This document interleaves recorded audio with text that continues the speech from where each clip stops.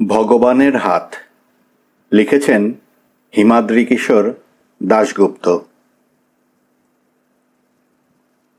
নার্সিংহোমের ছোট্ট কেবিনে সন্ধেবেলা শুয়েছিল সুস্মাত।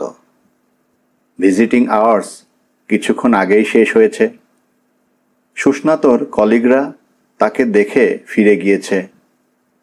কিছুক্ষণের মধ্যেই ডাক্তার হাজরা রাউন্ডে আসবেন। আগামীকাল সকালে সম্ভবত তার মুখের ব্যান্ডেজ খোলা হবে। এ কথা আজ সকালে নার্সের মুখে শোনার পর থেকে সারা দিন ধরে সুস্নাতর মনে চাপা একটা উত্তেজনা কাজ করছে। চোখ আর ঠোঁট বাদে সুস্নাতর সারা মুখ ও মাথা সাদা কাপড়ের ব্যান্ডেজে মোড়া। প্রথমবার তো বেসিনের সামনে হাত ধুতে গিয়ে তার সামনের আয়নায় নিজের প্রতিচ্ছবি দেখে সুস্মাত চমকে উঠেছিল। মুখ তো নয়, ঠিক যেন মমির মাথা। তারপর থেকে আয়নার দিকে সে আর তাকাতে সাহস করে না।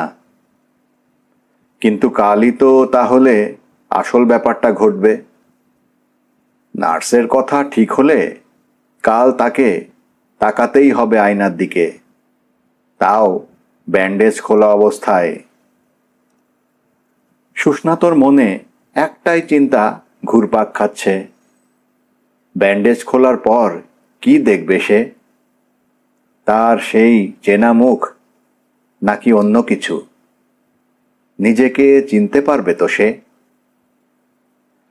তার কলিগরা অবশ্য তাকে আশ্বস্ত করে গিয়েছে তেমন কিছু ঘটবে না বলে। ডাক্তার হাজরা কলকাতা শহরের অন্যতম বড় সার্জন। বিশেষত প্লাস্টিক সার্জারিতে তার সমকক্ষ এখানে আর কেউ নেই বললেই চলে। তিনি নিজে যখন অপারেট করেছেন তখন নাকি চিন্তার কিছু নেই। বহু অ্যাক্সিডেন্ট কেসে তিনি মুখাবয়ব ফিরিয়ে দিয়েছেন নিখুঁতভাবে। লোকে বলে তার হাত দুটো নাকি ভগবানের হাত। কিন্তু কলিগরা যাই বলে থাক, উৎকণ্ঠা কিছুতেই কাটছে না তার। ব্যান্ডেজ খুললে কি দেখবে সে? এই চিন্তা করতে করতে হঠাৎই তার মনে পড়ে গেল সেই বীভৎস মুখটার কথা। ভয়ে আতঙ্কিত হয়ে উঠল এই ভেবে যে তার মুখ ওই রকম হয়ে যাবে না তো। শিউরে উঠল সুস্নাত। প্রাণপণে ভোলার চেষ্টা করতে লাগলো সেই মুখটাকে। একটা মৃদু শব্দে সুস্নাতর চিন্তাজাল ছিন্ন হলো। তার বেডের গায়ে প্লাইউডের পার্টিশন ওয়ালের ওপাশে কেউ যেন টোকা দিচ্ছে। ফুট 7 উঁচু এই পার্টিশন ওয়ালটাই একটা বড় ঘরকে দুটো কেবিনে ভাগ করেছে। দুটো কেবিনে ঢোকার দরজা অবশ্য আলাদা। সুস্নাতর কেবিনের দরজার সামনে যে লম্বা বারান্দার মতো প্যাসেজ আছে, তার ধারে সুস্নাতর দরজা পেরিয়ে পাশের ঘরে ঢুকতে হয়। দোতলার শেষ প্রান্তের ক্যাবিন। ডাক্তার হাজরা ছাড়া ওই কেবিনে কোনোদিনও কাউকে ঢুকতে দেখেনি সুস্নাত। ঠক ঠক, আবারও সেই শব্দ। তারপর ওপাশ থেকে একটা চাপা কণ্ঠস্বর শোনা গেল, দাদা, আপনি কি ঘুমিয়ে পড়েছেন? সুস্নাত সামান্য বিস্মিতভাবে বলল, না, ঘুমাইনি। আপনি কে? ওপাশের লোকটা বলল, আমিও আপনার মতো বেডে শুয়ে আছি। আসলে কথা বলার কোনো লোক নেই তো, তাই ভাবলাম যদি আপনার সঙ্গে একটু কথা বলা যায়। তা আপনি বিরক্ত হলেন না তো? সে জবাব দিল, না না, বিরক্ত হব কেন? ভিজিটিং আওয়ার্স শেষ হয়ে গেলে সন্ধেবেলা, এই সময় আমারও বেশ ফাঁকা ফাঁকা লাগে। সেই তো একঘেয়ে চুপচাপ থাকা। কথা বললে আমার ভালোই লাগবে। সুস্নাতর কথা শুনে লোকটা মনে হয় আশ্বস্ত হলো। সে বলল, যাক, বাঁচলাম। একদম হাঁপিয়ে উঠেছি কথা না বলে বলে। তা আপনার তো অ্যাক্সিডেন্ট কেস, তাই না? কিভাবে জানলেন? লোকটা সামান্য চুপ করে থেকে বলল, আড়ি না পাতলেও ওপাশের কথাবার্তা এপাশে শোনা যায়, তাই শুনে বুঝেছি। কি করে অ্যাক্সিডেন্ট হলো? প্রশ্নটা শুনে সামান্য কিছুক্ষণ চুপ করে রইল সুস্নাত। সে একবার ভাবল ব্যাপারটা লোকটাকে বলবে, কিন্তু পরক্ষণেই তার মনে হলো লোকটা বিশ্বাস করবে না তার কথা, ঠিক যেমন তার কলিগরা করেনি। তার এক কলিগ তো বলেই ফেলেছিল, তুমি কি আজকাল নেশা টেশা করছো, নাকি হরর ফিল্ম দেখো? কাজেই দুর্ঘটনার মূল কারণটা চেপে গিয়ে বলল, আমি সেক্টর 5-এ একটা কম্পিউটার ফার্মে চাকরি করি। যেদিন অ্যাক্সিডেন্টটা হলো সেদিন অফিস থেকে বেরোতে বেশ রাত হয়েছিল। রাত 11টা হবে। বেরিয়ে বাইপাসে উঠতেই ঝোড়ো বাতাস আর মুষলধারে বৃষ্টি। দাঁড়ানোর কোনো জায়গা না দেখে তার মধ্যেই বাইক নিয়ে এগোচ্ছিলাম। কিছুটা পথ এগোবার পরই আমার বাইকের চাকাটা স্কিড করলো। ডিভাইডারে ধাক্কা মেরে ছিটকে পড়লাম রাস্তায়। আমার তারপর জ্ঞান ছিল না। পরে শুনলাম স্থানীয় লোকেরা আমাকে রাস্তায় পড়ে থাকতে দেখে রাত 1টা নাগাদ এই নার্সিংহোমে দিয়ে যায়। নার্সিংহোমের লোকেরা আমার মোবাইলের কল লিস্ট দেখে আমার কলিগদের সাথে যোগাযোগ করে। এই পর্যন্ত শুনে লোকটা জানতে চাইল, আপনার কোথায় লেগেছে? সে জবাব দিল, মুখে। ডিভাইডারে ধাক্কা মারার সময় হেলমেটটা কোনোভাবে ভেঙে গিয়েছিল। যখন আমাকে এখানে আনা হয় তখন নাকি নার্সিংহোমের লোকেরাও আমার মুখ দেখে ঘাবড়ে গিয়েছিল। এরপর একটু থেমে সে বলল, তবে অন্য কোনো নার্সিংহোমে না গিয়ে সে লোকগুলো যে ঘটনাচক্রে আমাকে এখানে এনেছিল, এ ব্যাপারে আমি ভাগ্যবান। ডাক্তার হাজরার মতো সার্জনকে আমি পেলাম। লোকে নাকি ওর হাতকে বলে ভগবানের হাত। অ্যাক্সিডেন্ট বা বার্নিং কেসে মুখমণ্ডল ফেরাতে সকলে নাকি ওরই শরণাপন্ন হন। আমার ডান কানটাই শুনেছি সবচেয়ে বেশি ক্ষতিগ্রস্ত হয়েছে। দুবার অপারেট করতে হয়েছে। তা আপনার কি কেস? আমার মতো অ্যাক্সিডেন্ট?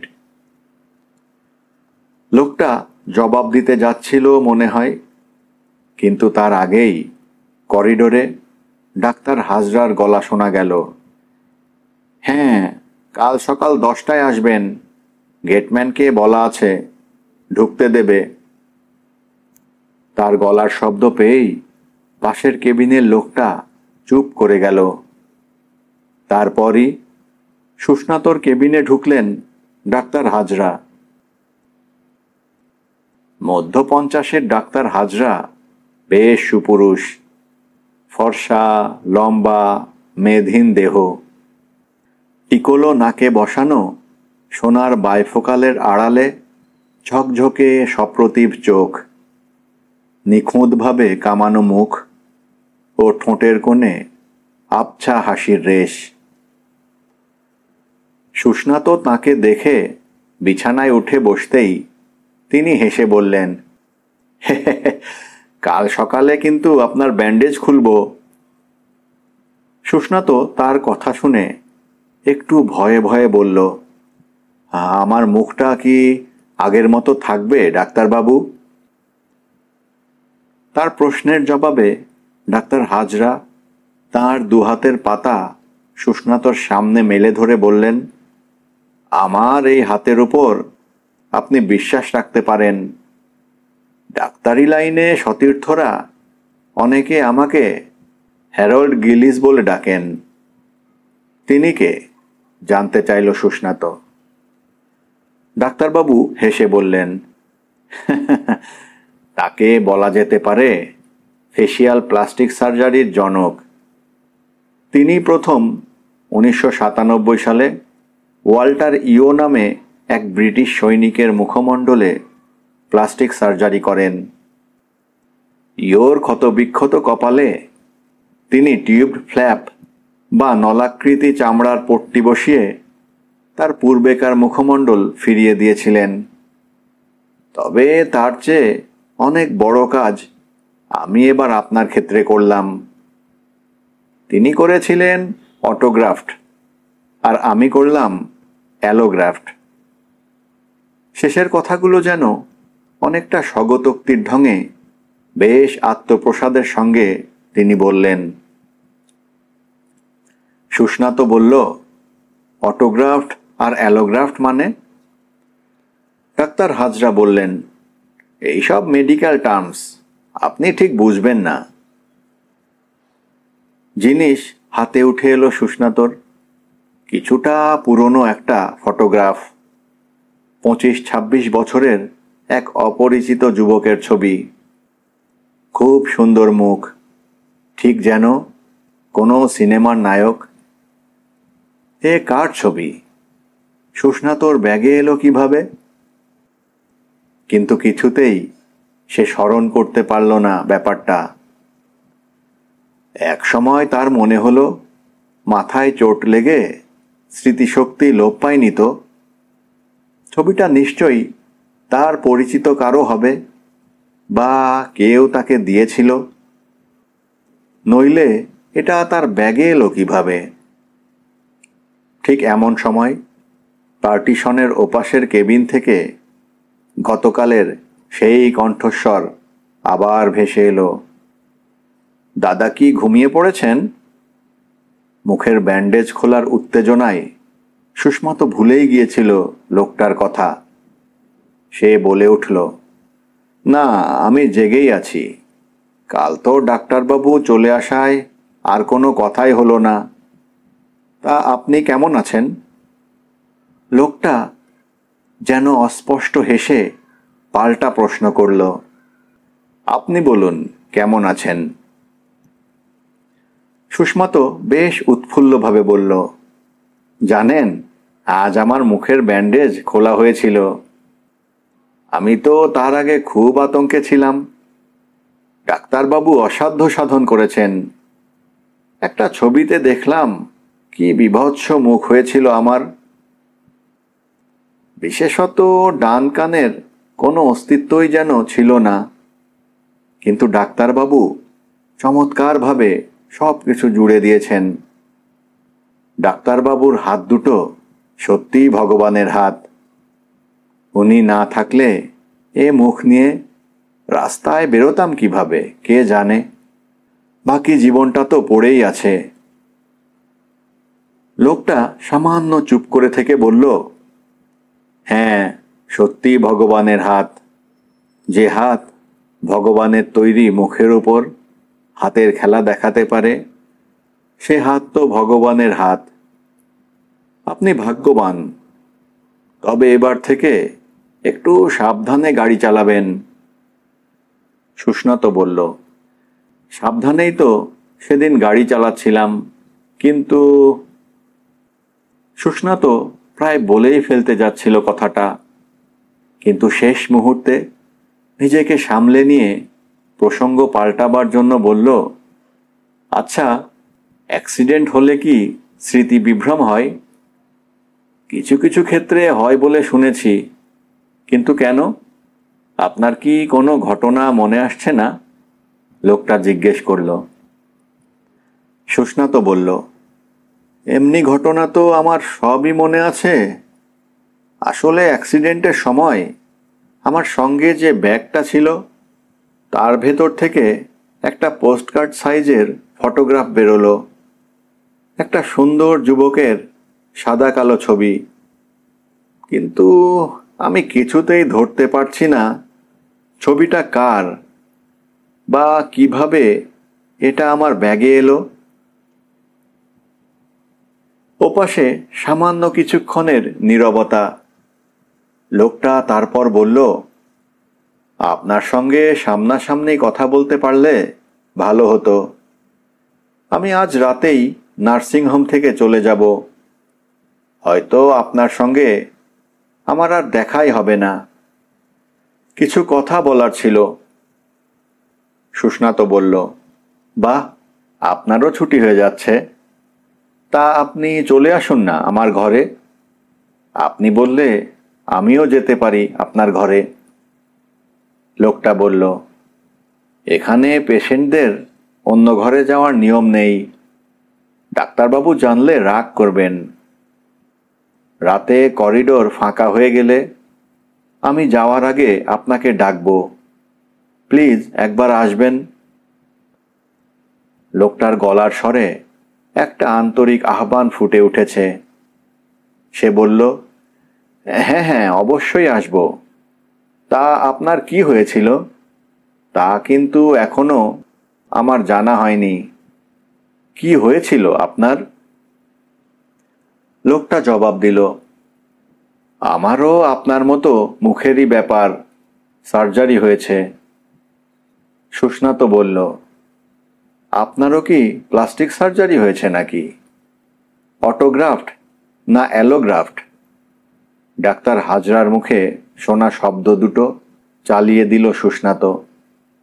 লোকটা যেন একটু হেসে বলল, শব্দ দুটোর মানে জানেন? সুস্নাত এবার একটু অপ্রস্তুতভাবে বলল, না, আসলে ডাক্তারবাবুর মুখেই শব্দ দুটো শুনেছি। লোকটা বলল, আমি কিন্তু শব্দ দুটোর অর্থ জানি।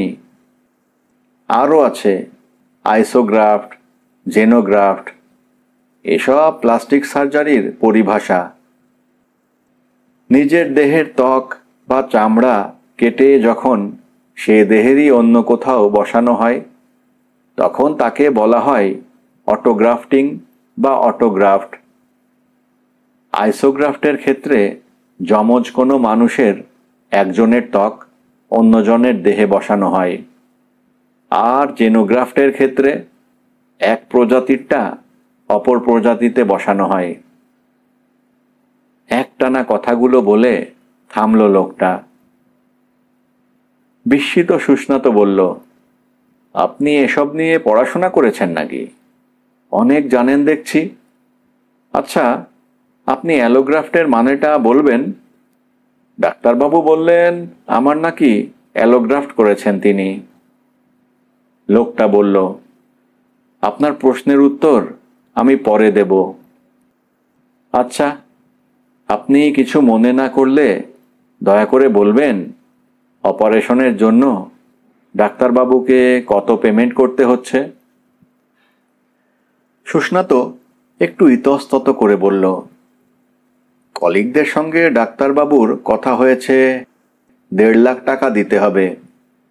আজ বিকেলে তারা এসে টাকাটা মিটিয়ে দেবে। আমার অফিসই টাকাটা দিচ্ছে আসলে। সুস্নাত শুনল। লোকটা যেন অস্পষ্টভাবে বলল, তার মানে 15,000। সুস্নাত বলল, কি বললেন? ঠিক সেই সময় বারান্দায় পদশব্দ শোনা গেল, ডাক্তারবাবু। সঙ্গে সঙ্গেই পাশের লোকটা চুপ করে গেল। ডাক্তার হাজরা সুস্নাতর দরজা পেরিয়ে পাশের কেবিনে গিয়ে ঢুকলেন। এরপর খুব চাপা স্বরে, যেন দীর্ঘক্ষণ ধরে পাশের কেবিনের লোকটার সঙ্গে কথা চলতে লাগলো ডাক্তার হাজরার। একটা কথাই একবার স্পষ্টভাবে কানে এলো সুস্নাতর, পাশের ঘরে লোকটা যেন একবার উত্তেজিতভাবে বলল, এত কম? সারাদিন লোকটার আর কোনো সাড়া শব্দ পায়নি সুস্নাত। বিকেলের পর থেকেই বৃষ্টি নেমেছিল। সুস্নাত খাওয়া সেরে তাড়াতাড়ি শুয়ে পড়েছিল। বেশ রাতে ঘুম ভাঙল তার। বাইরে থেকে ভেসে আসা শব্দ শুনে সে বুঝতে পারল বৃষ্টি আরও বেড়েছে, বাতাসও বইছে। তার আঘাতে জানালার কাচের শার্সি কাঁপছে, শব্দ হচ্ছে। বিছানায় শুয়ে শুয়ে বাইরে বৃষ্টির শব্দ শুনতে লাগলো সুস্নাত। হঠাৎ প্লাইউডের দেয়ালে মৃদু টোকা দেওয়ার শব্দের সঙ্গে সেই কণ্ঠস্বর শোনা গেল, আপনি জেগে আছেন? সুস্নাত সঙ্গে সঙ্গে জবাব দিল, হ্যাঁ, আমি জেগে আছি। দয়া করে একবার বাইরে আসবেন। সুস্নাত উঠে বসে বলল, হ্যাঁ হ্যাঁ, আসছি। লোকটা বলল, আমার আর একটা অনুরোধ আছে। দয়া করে আপনার ব্যাগের অচেনা লোকটার ফটোটা সঙ্গে আনবেন। তার কারণটা বাইরে এলে বুঝতে পারবেন। সুস্নাত এবার বেশ অবাক হলো লোকটার কথা শুনে। ও ছবির সঙ্গে তার কি সম্পর্ক? সুস্নাত জবাব দিল, ঠিক আছে, নিচ্ছি। মিনিট খানেকের মধ্যেই ছবিটা নিয়ে করিডোরে বেরিয়ে এলো সুস্নাত। অন্ধকার বারান্দা, বাইরে অঝোরে বৃষ্টি, তার সঙ্গে দমকা হাওয়া। শুধু বাইরের রাস্তাটার ল্যাম্পপোস্টের একটা আলো বারান্দার কোণে এসে পড়েছে, হলদেটে বর্ষণ সিক্ত ম্যাটমেটে আলো। সুস্নাত দেখতে পেল সেই কোণে কয়েক হাত দূরে পেছন ফিরে দাঁড়িয়ে আছে একজন লোক। তার মুখ দেখা যাচ্ছে না। তার পরনে মাথা ঢাকা টুপি, লম্বা ঝুলের বর্ষাতি। সুস্নাতর উপস্থিতি বুঝতে পেরে একইভাবে দাঁড়িয়ে লোকটা বলল, আপনাকে ডাকলাম বলে আপনি রাগ করবেন না। যাওয়ার আগে কিছু কথা বলতে চাই আপনাকে। না, রাগ করব কেন? বলুন, কি কথা? লোকটা বলল, আপনার অ্যাক্সিডেন্টটা কিভাবে হয়েছিল তা আমি জানি। সেদিন ঝড় জলের রাতে রাস্তায় হঠাৎই আপনি আপনার গাড়ির সামনে এক ভয়ঙ্কর মুখ দেখতে পেয়েছিলেন। তাই দেখে আতঙ্কে নিয়ন্ত্রণ হারিয়ে ডিভাইডারে ধাক্কা মারেন। এ পর্যন্ত শুনেই বিদ্যুৎ স্পৃষ্টের মতো চমকে উঠল সুস্নাত। বিস্মিত সুস্নাত বলে উঠল, হ্যাঁ হ্যাঁ, ঠিক তাই। বিভৎস সেই মুখ। ও মুখ কোনো মানুষের হতে পারে না। কিন্তু ব্যাপারটা আপনি জানলেন কিভাবে? মুহূর্ত খানেকের নিস্তব্ধতা। লোকটা এরপর সুস্নাতর দিকে ঘুরে দাঁড়িয়ে বর্ষাতির টুপিটা খুলে ফেলল।